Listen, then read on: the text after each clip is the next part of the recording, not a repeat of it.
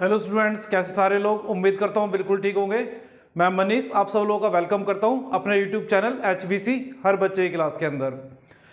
Last time हम लोग पढ़ रहे थे गवर्नमेंट बजट का इंट्रोडक्शन हम लोग कर चुके थे। तो चलो आज हम लोग स्टार्ट करते हैं बजट रिसिप्ट्स के बारे में। हम लोगों ने देखा था कि जो गवर्नमेंट बजट होता है वो क्या होता था। जो गवर्नमेंट पूरे साल के अंदर जितना भी इनकम रिसीव करेगी यानी रिसिप्ट्स मिलेगा उसका रिवेन्यू, और जो भी जहाँ पर भी खर्च करेगी उसके एस्टिमेटेड स्टेटमेंट को हम लोग बोलते थे गवर्नमेंट बजट। तो सबसे पहले हम लोग बात करते हैं रिसिप्ट्स की। तो आज देखते हैं इसके अंदर हम लोग कि बजट रिसिप्ट्स होती क्या है। सबसे पहले मतलब समझते हैं रिसिप्ट्स होती क्या है।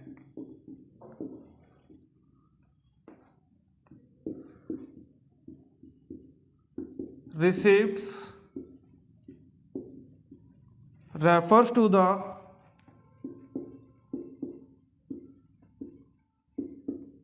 estimated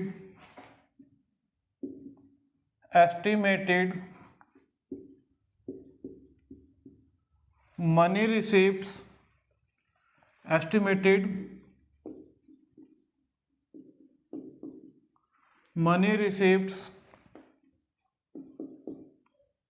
of the government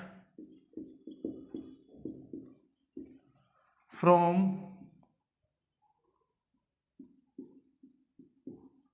all sources during a fiscal year। Fiscal year का मतलब आपको मालूम है जो 1 अप्रैल को स्टार्ट होता है और नेक्स्ट ईयर के 31 मार्च को कंप्लीट होगा। जैसे कि ये जो 2022-23 का साल है, 1 अप्रैल 2022 को 1 अप्रैल 2020 को स्टार्ट हुआ था। एंड कब होगा? 31 मार्च 2023 को एंड हो जाएगा। उसको बोलते हैं फिस्कल ईयर। तो गवर्नमेंट को पूरे फिस्कल ईयर में जितने भी सोर्सेज हैं रिसिप्ट्स के, चाहे वो टैक्स वाले हैं चाहे नॉन टैक्स वाले हैं, उनसे जो भी एस्टिमेटेड मनी रिसिप्ट्स होगी, उससे जो भी मॉनेटरी या मनी उसको गवर्नमेंट को रिसीव होगा उसको बोलेंगे हम लोग रिसिप्ट्स बोलेंगे। फिर हम लोगों ने देखा था जो बजट रिसिप्ट्स होती है वो 2 टाइप में क्लासीफाई होती थी।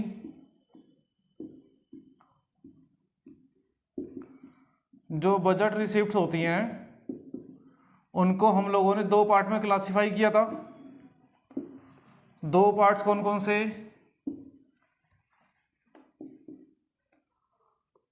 Number 1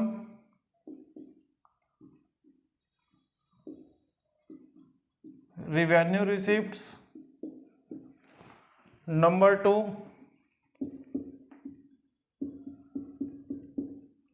capital receipts. जो रिवेन्यू रिसिप्ट्स होती थी ये कैसी होती थी? रिकरिंग इन नेचर होती हैं। कैसी होती हैं? Recurring in nature. और ये कौन सी होती थी? Non recurring in nature. Non recurring in nature. Recurring और नॉन रिकरिंग का मतलब मैंने आपको पहले बताया हुआ है, फिर भी एक बार देखते हैं। ऐसी रिसिप्ट जो गवर्नमेंट को बार बार पीरियोडिकली हर मंथ या 6 महीने में 3 महीने में बार बार रिसीव होंगी, रिपीट मोड में मिलेंगी, उनको बोलेंगे रिकरिंग, यानी कि रिपीट हो रही हैं। नॉन रिकरिंग जो रिपीट नहीं होती उनको बोलेंगे नॉन रिकरिंग। फिर हम लोगों ने देखा था जो रिवेन्यू रिसिप्ट्स होती हैं उनसे ना तो हमारी लाइबिलिटीज में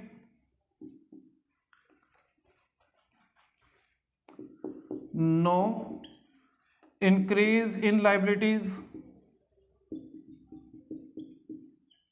ये जो एरो है इसका मतलब क्या है? इंक्रीज।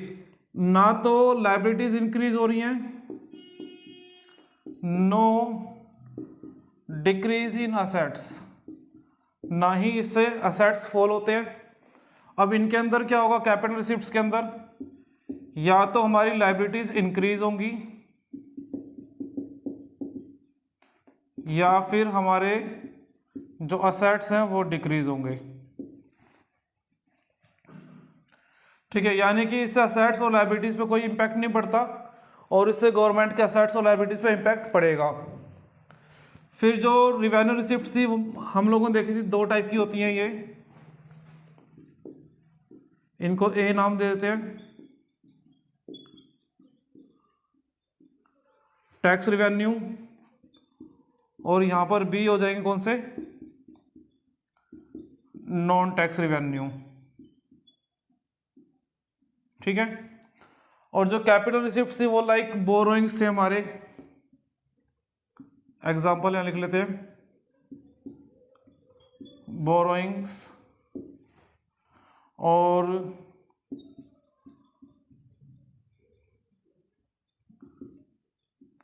रिकवरी ऑफ लोन्स, और आप क्या कह सकते हो, डिसइन्वेस्टमेंट। ये होते हैं हमारे कौन से, कैपिटल रिसीप्ट्स। अच्छा, बोरोइंग में मतलब गवर्नमेंट ने कहीं से पैसा बोरो किया है, उधार लिया है, अगर उधार लिया है तो वापस करना पड़ेगा, लायबिलिटी इंक्रीज हो गई। रिकवरी ऑफ लोन्स है, यानी कि सरकार ने अपना जो लोन पहले किसी को दिया हुआ था, अच्छा जब हम लोग किसी को पैसा उधारी पे देते हैं, जिस बंदे को पैसा उधार दिया है वो बंदा कौन बन जाएगा, मेरे लिए डेटर बन जाएगा। फॉर एग्जाम्पल मैंने 10,000 रुपीज़ उधार दे दिया अपने किसी फ्रेंड को जिसका नाम है बी। ठीक है, मैंने अपने किसी फ्रेंड यानी जिसका नाम बी है उसको 10,000 रुपये उधार दिए। अब उसके पास क्या हो गया, लायबिलिटी इंक्रीज हो गई। लायबिलिटी किसकी बढ़ी, उस फ्रेंड की जिसको मैंने उधार दिया है। और मेरे पास क्या आया, मेरे डेटर्स बढ़ गए, डेटर्स यानी कि असेट्स इंक्रीज हो गए। अब मैंने अपने जो फ्रेंड को पैसे दिए थे उससे वापस मांग लिए, यानी कि जो मेरे डेटर थे वो कम हो गए, असेट्स फॉल हो रहे हैं। डिसइन्वेस्टमेंट, अगर गवर्नमेंट ने कहीं पर पहले पैसा इन्वेस्ट किया हुआ था, लाइक रेलवे हो गया, उसको सेल कर दिया, प्राइवेटाइज कर दिया, MTNL BSNL कोई बड़ी गवर्नमेंट कंपनीज है, एंटरप्राइजेज हैं, उनको गवर्नमेंट ने सेल कर दिया प्राइवेट सेक्टर्स को पार्सली या पूरे तरीके से, तो क्या होगा, डिसइन्वेस्टमेंट, और डिसइन्वेस्टमेंट से असेट्स फॉल हो रहे हैं। यानी कि यहाँ पर असेट्स और लाइबिलिटीज पे इम्पैक्ट पड़ेगा और यहाँ पर असेट्स और लाइबिलिटीज पे इम्पैक्ट नहीं पड़ेगा। अब एक एक करके इनको डिटेल में देखते हैं, इन सब का मतलब है क्या। मैं थोड़ा साइड होता हूँ, आप लोग चाहे तो इसका स्क्रीनशॉट ले लें। चलिए,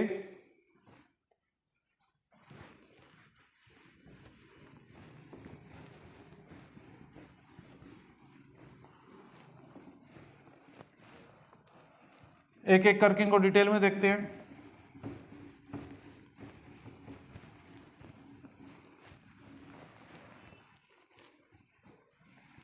नंबर 1 डाल लेते हैं हम लोग, revenue receipts.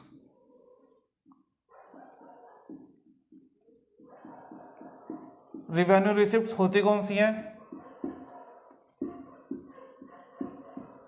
Those receipts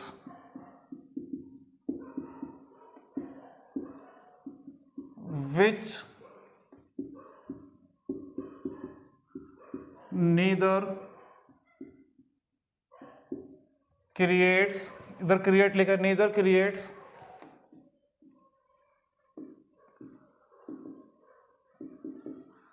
any liabilities nor cause reduction in any asset।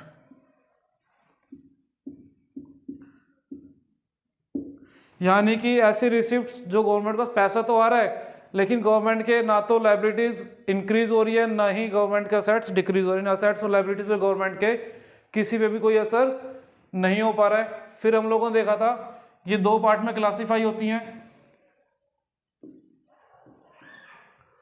Revenue receipts can be classified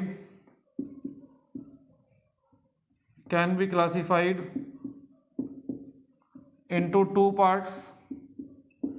number 1 हम लोगों ने डाला था ए, जिसको नाम दिया था ए थे टैक्स रिवेन्यू। सबसे पहले टैक्स का मतलब समझते होते क्या है। देखिए टैक्स क्या होता है, कंपलसरी पेमेंट होती है जो वहाँ के आम लोग, किसी भी कंट्री के आम लोग या वहाँ की जो फर्म्स हैं, कंपनीज हैं, गवर्नमेंट को देती हैं बिना किसी डायरेक्ट, ध्यान देना वर्ड पे, डायरेक्ट बेनिफिट की उम्मीद के साथ। यानी कि फोर से मैं गवर्नमेंट को इनकम टैक्स पे करता हूँ और मैं गवर्नमेंट से कोई भी डायरेक्ट बेनिफिट की एक्सपेक्टेशन नहीं कर सकता। सपोज मैंने इनकम टैक्स दिया, मैं गवर्नमेंट से ये उम्मीद नहीं रखूंगा गवर्नमेंट कुछ मेरे को डायरेक्ट बेनिफिट देगी। बेनिफिट तो मिलेगा, वो पूरी सोसाइटी को मिलेगा। एक्चुअली क्या होता है, इंडिया के अंदर, या एग्जांपल लेते हैं, बहुत सारे लोग हैं जो लोग इनकम टैक्स पे करते हैं, और बहुत सारे गरीब लोग ऐसे हैं जिनकी इनकम 5 लाख से कम है, यानी कि साल की 5 लाख रुपए से इनकम कम है, तो वो टैक्स नहीं देते हैं। तो उस टैक्स के पैसे से वेलफेयर तो सभी लोगों का होता है। अब टैक्स मैं दे रहा हूँ, क्या मुझे यहाँ पर ऐसी उम्मीद होगी कि गवर्नमेंट मेरे कुछ पर्सनल बेनिफिट के लिए काम करेगी? नहीं, ऐसा नहीं होगा। तो टैक्स क्या होते हैं, ऐसी कंपलसरी पेमेंट जो मेड करते हैं वहाँ के सिटीजन्स यानी कि नॉर्मल पीपल्स, और वहाँ की फर्म्स यानी कंपनीज गवर्नमेंट को पे करती हैं कंपलसरी तरीके से, बिना किसी डायरेक्ट बेनिफिट के उम्मीद के साथ। तो लिख लेते हैं, taxes are the compulsory payments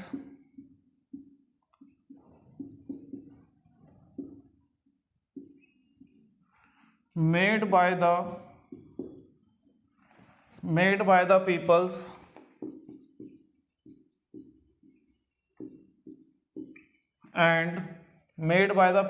and companies without reference any direct benefit in return। Direct word पे थोड़ा ध्यान दीजिएगा। देखिए, बेनिफिट तो मिलते हैं, अगर हम लोग गवर्नमेंट को टैक्स पे करते हैं उसे अल्टीमेटली बेनिफिट मिलते ही मिलते हैं, क्योंकि गवर्नमेंट उस टैक्स के पैसे को हम लोगों के ऊपर ही खर्च करते हैं, लेकिन डायरेक्ट बेनिफिट नहीं मिलेगा। यानी कि सपोज मैंने इनकम टैक्स पे करा है, तो मैं गवर्नमेंट से ये नहीं कह सकता कि भाई मेरे घर के आगे सड़क बनाओ, ठीक है ना, या और लोगों के घर के बाहर सड़क मत बनाओ। यानी कि डायरेक्ट बेनिफिट नहीं मिलने वाले मेरे को। अगर मैं गवर्नमेंट को टैक्स दे रहा हूं तो मैं गवर्नमेंट से ये उम्मीद नहीं करूंगा डायरेक्ट सिर्फ मुझे बेनिफिट मिले। बेनिफिट मिलेंगे लेकिन ओवरऑल सोसाइटी को मिलेंगे, डायरेक्ट पर्सनल बेनिफिट्स नहीं मिलेंगे। यहाँ पर ये होता है टैक्स रिवेन्यू, ठीक है। फिर हम लोग कह सकते हैं टैक्सेस कैन बी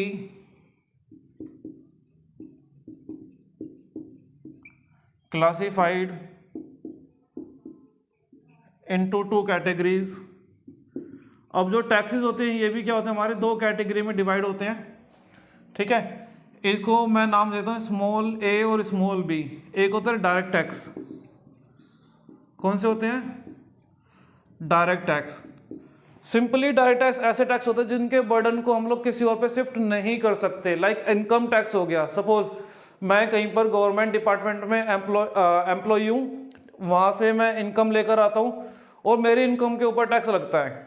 क्या मैं अपनी इनकम के टैक्स के बर्डन को, यानी कि जो टैक्स की देनदारी है, बर्डन है, वो मेरा है, मैं किसी और पे शिफ्ट कर सकता हूँ? किसी और पे अगर शिफ्ट नहीं कर सकता तो डेट मीन्स वो डायरेक्ट टैक्सेस हो गए। तो डायरेक्ट टैक्सेस ऐसे टैक्सेस जिनके बर्डन को शिफ्ट नहीं कर सकते। Those taxes whose burden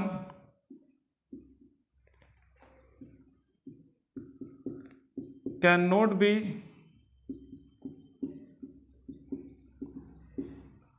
shift on others। Example,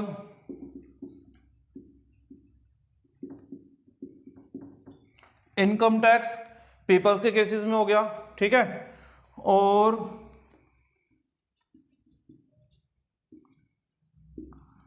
corporate tax या फिर tax on profit. Corporate tax कौन पे कर रहा है? कंपनीज पे करती हैं। अभी हम लोगों ने देखा टैक्स क्या कंपलसरी पेमेंट होते हैं जिनको कंपनी भी पे करती हैं और पीपल्स भी पे करते हैं, ठीक है।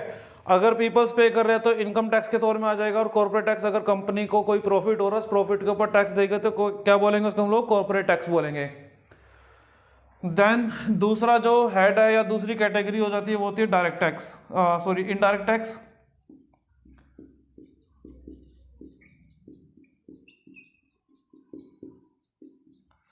Indirect tax, those taxes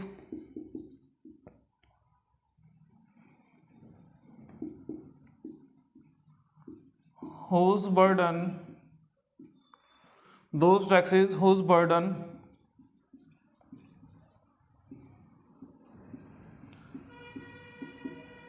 can be shift on, देखो यहां पर कैन नॉट भी है, यहां पर कैन भी है, कैन बी शिफ्ट ऑन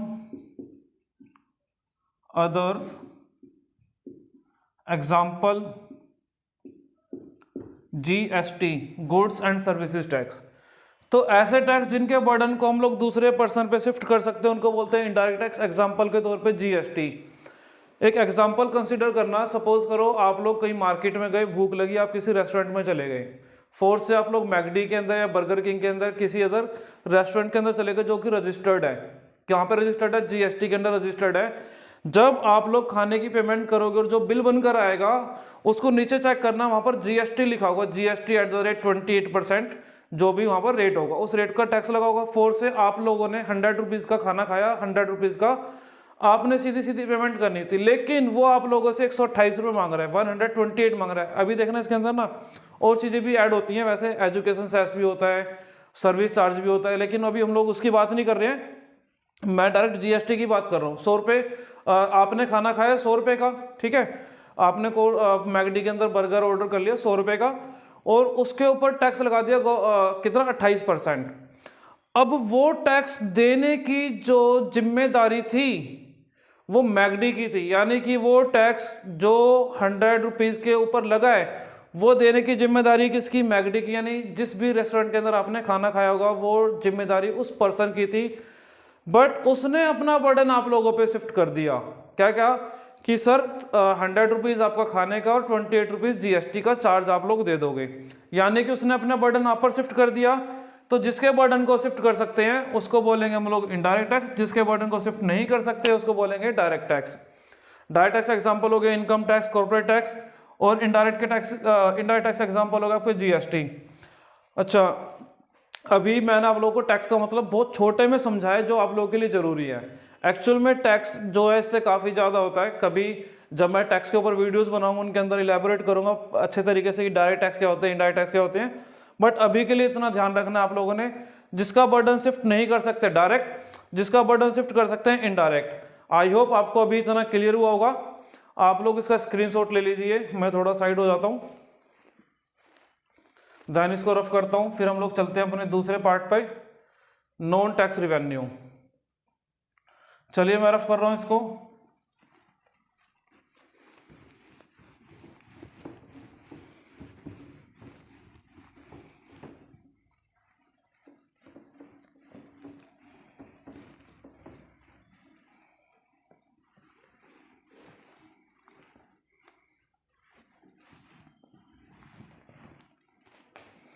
देखिए हम लोगों ने देखा था रिवेन्यू रिसिप्ट दो टाइप की होती है, एक टैक्स और जो दूसरी है बी, उसको हम लोग बोल रहे हैं non tax revenues.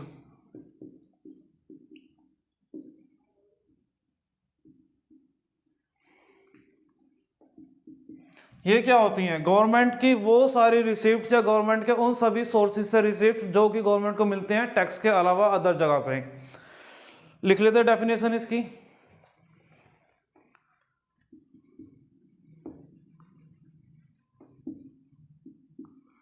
Those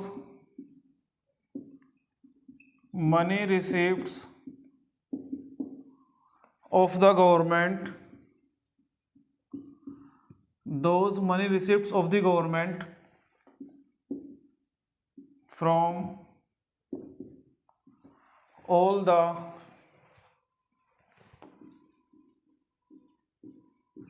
sources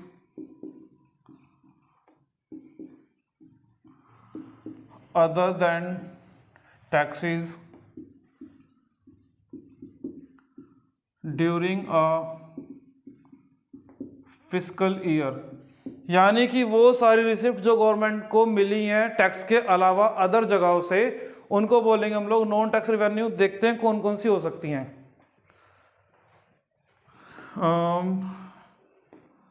जैसे कि फर्स्ट डाल देता हूं इंटरेस्ट।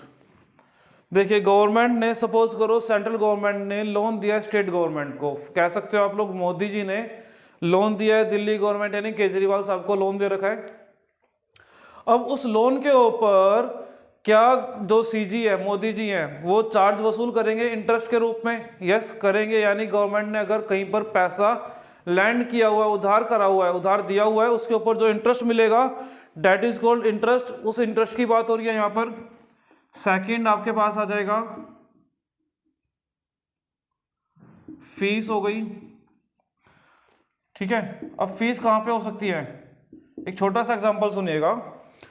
जैसे कि आप लोग जीएसटी के अंदर रजिस्टर कराते हो अपने आप को, फोर से आप सेलर हो, ठीक है, और आपने जीएसटी के अंदर रजिस्ट्रेशन कराना स्टार्ट करा अपना, और जब रजिस्ट्रेशन कराते हो तो आप लोग एक फीस देते हो।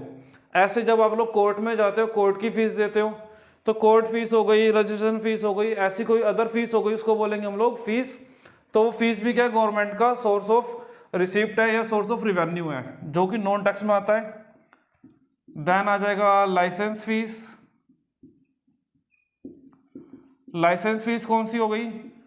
जैसे कि सपोज करो किसी पर्सन को गन रखनी है अपने पास, तो गन के लाइसेंस लेना पड़ेगा और लाइसेंस के लिए फीस देनी पड़ेगी। किसी बंदे ने सड़क पर गाड़ी चलानी है, ट्रक चलाना है, कार चलानी है, बाइक चलानी है, स्कूटी चलानी है, उसके लिए लाइसेंस लेना पड़ेगा, लाइसेंस के लिए फीस देगा, लाइसेंस फीस हो गई। तो लाइसेंस फीस आ गई। इसके बाद आगे जाते हैं हमारे फाइन्स एंड पेनल्टीज। अब क्या आ जाते हैं? फाइन्स एंड पेनल्टीज आ जाते हैं हमारे। अब फाइन और पेनल्टीज क्या होते हैं?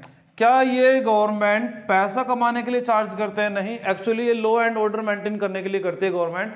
जो फाइन होते हैं, पेनल्टीज होती है, सपोज करो आपने किसी कानून का उल्लंघन कर दिया, आपने कोई लॉ को ब्रेक कर दिया, जैसे कि क्या कहते हैं, लॉ, आप सड़क पर चल रहे हो, ठीक है, रेड लाइट है, रेड लाइट का मतलब आप लोगों ने रुकना है, बट अगर आपने जंप कर दिया और पुलिस वाले ने देख लिया या आप कैमरे में कैप्चर हो गए, तो आपके पास क्या आ जाएगा? एक रिसिप्ट आ जाएगी, हाँ भैया आपका ये फाइन है, आपने रेड लाइट जंप करी थी, आप विदाउट हेलमेट जा रहे थे, ट्रिपलिंग कर रहे हो, या गाड़ी में जा रहे हो विदाउट सीट बेल्ट जा रहे हो, तो गवर्नमेंट आपसे क्या करती है? फाइन वसूलती है।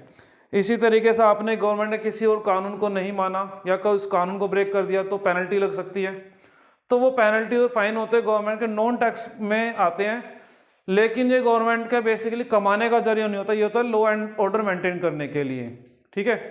तो ये लॉ एंड ऑर्डर मेंटेन करने के, जैसे अभी कोविड के दौरान आप लोगों ने देखा होगा, बहुत सारे लोग थे जो सड़कों पे विदाउट मास्क निकल रहे थे, उनको 2,000 की पर्ची कट रही थी। दिल्ली में 2,000 की थी, बाकी जो लोग अदर स्टेट से कमेंट करके बताइएगा उनके स्टेट में कितने रुपए की पर्ची कटी थी, ठीक है भाई। तो ये सब क्या है? ताकि लोग जो गवर्नमेंट ने कानून बनाए हैं, गाइडलाइंस दिए हैं, उनको फॉलो करें लोग। इसके बाद क्या आ सकते हैं आप लोगों के पास? लाइसेंस फीस हो गया, फाइन हो गए, पेनल्टीज हो गई, एस्चीट हो गए। क्या हो गए? एस्चीट्स हो गए। एस्चीट्स क्या होती है? Unclaimed properties. एक एग्जांपल सुनिएगा अनक्लेम्ड प्रॉपर्टीज का। जैसे कि सपोज करो भाई, मैं अपनी लाइफ के अंदर बहुत सक्सेसफुल हो गया, या मैं सक्सेस के पीछे पागल हूँ। एक्चुअली ऐसे बहुत सारे लोग हैं जो सक्सेस के पीछे पागल है, कमाने के पीछे बहुत पागल है, जिंदगी भर उन्होंने पैसा कमाया और उस कमाने के चक्कर में वो लोग शादी करना भूल गए, ठीक है। अब उन्होंने लाइफ के अंदर पैसा बहुत कमाया, बहुत सारी प्रॉपर्टी कमा ली, प्रॉपर्टी उन्होंने बहुत सारी, उनका बहुत सारी प्रॉपर्टी, बहुत सारा पैसा है, लेकिन उनकी शादी नहीं हुई और उनके पास कोई बच्चा नहीं है और वो एक्सपायर हो गया, यानी कि उनकी डेथ हो गई। अब उसके जाने के बाद उसकी प्रॉपर्टी पे कोई मालिकाना हक या फिर उसकी जो विल है, यानी कि जो उसकी वसीयत है, उसको क्लेम करने वाला कोई पर्सन नहीं है।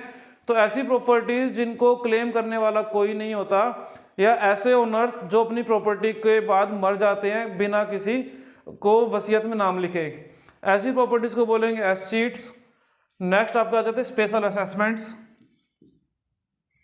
6 हो गया आपका स्पेशल असेसमेंट्स।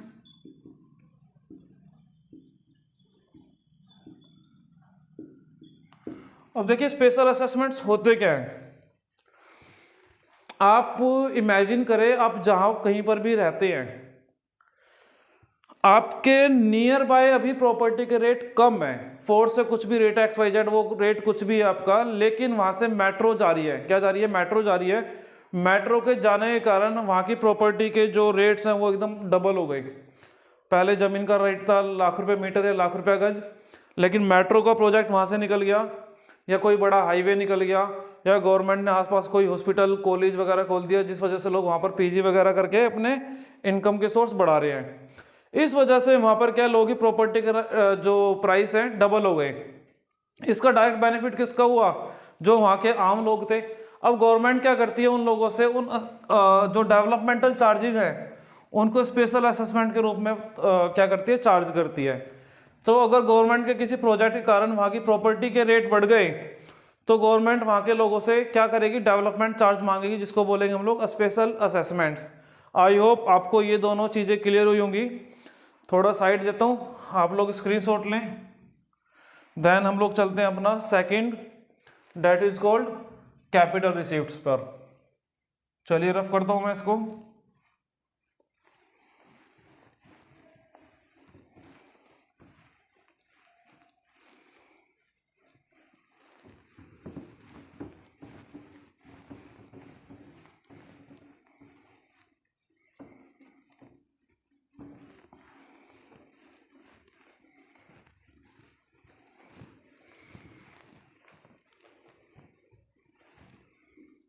हम लोगों ने देखा था रिसिप्ट दो टाइप की होती है, एक होती है रिवेन्यू जिसको हम लोग कर चुके डिटेल के अंदर। नेक्स्ट हमारे पास कैपिटल रिसिप्ट्स।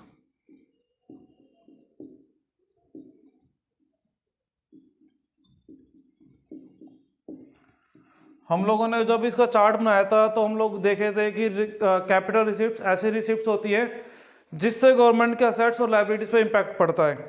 या तो लाइबिलिटीज इंक्रीज होती थी या फिर असेट्स डिक्रीज होते थे। तो लिख सकते हैं हम लोग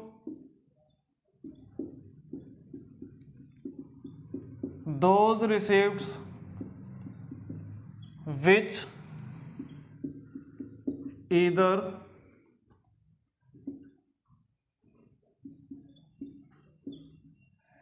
increase in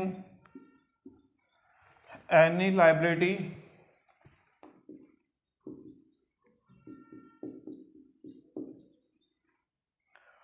or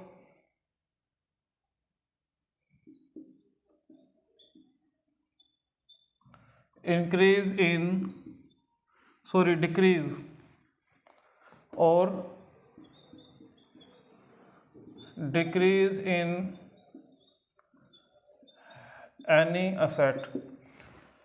गवर्नमेंट की ऐसी रिसिप्ट्स या तो गवर्नमेंट की लायबिलिटी बढ़ेंगी उससे या गवर्नमेंट के असेट्स कम हो जाएंगे।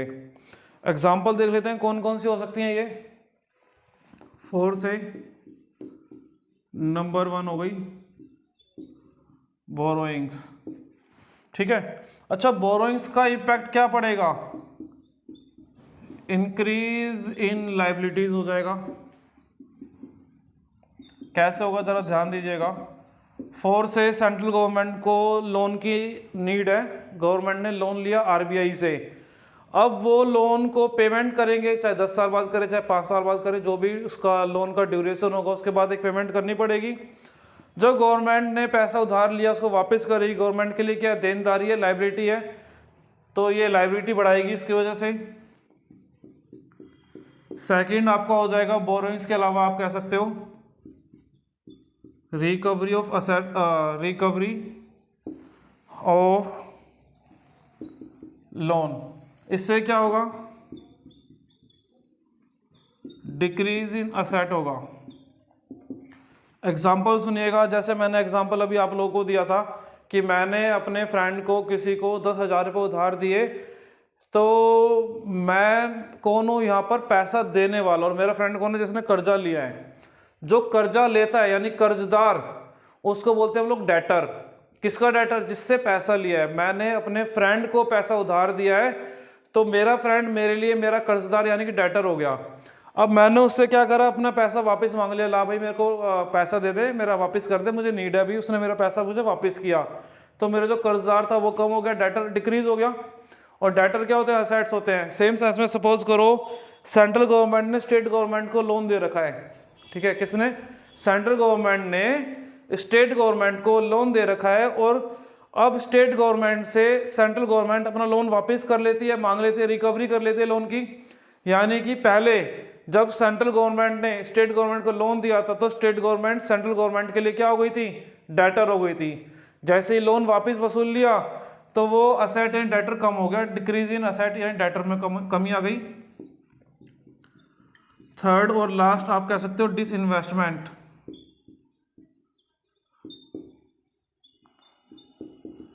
इससे भी क्या होगा, डिक्रीज इन असेट्स हो जाएगा। क्या हो जाएगा, डिक्रीज इन असेट्स हो जाएगा।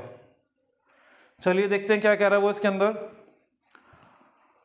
सपोज करो अब से पहले जो गवर्नमेंट थी उसने कुछ कंपनीज को, सरकारी कंपनियों को खोला हुआ था, अब नई गवर्नमेंट आते उसने उन कंपनीज को बंद कर दिया है, वो लॉस के अंदर थी, या गवर्नमेंट कहती है इसको प्राइवेट कर दो, प्राइवेट सेक्टर को बेच दो। तो गवर्नमेंट ने क्या करा, वो प्रॉपर्टी या कंपनी सेल करी प्राइवेट लोगों को, तो क्या कहलाएगी, डिसइन्वेस्टमेंट कहलाएगी। एग्जाम्पल के तौर पर जरा सुनिएगा, जैसे कि MTNL है, या BSNL हो गया, भारत संचार निगम लिमिटेड, या महानगर टेली निगम लिमिटेड, ये सभी चीजें हो गई, या रेलवे हो गया, ये तीनों ही गवर्नमेंट बॉडीज हैं। अब मोदी जी आए, मोदी जी कहते हैं भैया थोड़ा प्राइवेटाइज पे ध्यान देंगे हम लोग, मोदी जी ने रेलवे प्राइवेट लोगों को सेल कर दिया, तो क्या होगा, वो डिसइन्वेस्टमेंट हो जाएगा। डिसइन्वेस्टमेंट अगर होगा तो गवर्नमेंट का असेट कम हो जाएंगे। आई होप आपको इतना क्लियर हुआ होगा। ठीक है, आज की वीडियो में हम लोग एक काम करते हैं, रिसिप्ट्स के बारे में पूरा अच्छे से पढ़ लिया है। रिसिप्ट से रिलेटेड कोई भी डाउट होता है आप लोग कमेंट बॉक्स में कमेंट करके पूछ सकते हैं। अब हम लोग मिलते हैं नेक्स्ट वीडियो के अंदर, जिसके अंदर हम लोग बात करेंगे गवर्नमेंट के एक्सपेंडिचर्स के बारे में। डिटेल के अंदर एक्सपेंडिचर्स को देखेंगे, जैसे डिटेल के अंदर हम लोगों ने एक एक चीज़ रिवेन्यू को देखा है या रिसिप्ट्स को देखा है, वैसे ही एक्सपेंडिचर साइड को पूरा डिटेल के अंदर देखेंगे। हो सका तो कुछ क्वेश्चंस भी कराएंगे इन लोगों के। चलिए अब हम लोग मिलते हैं नेक्स्ट वीडियो के अंदर। बाय बाय, टेक केयर, और पढ़ते रहिए, अच्छे से पढ़िए।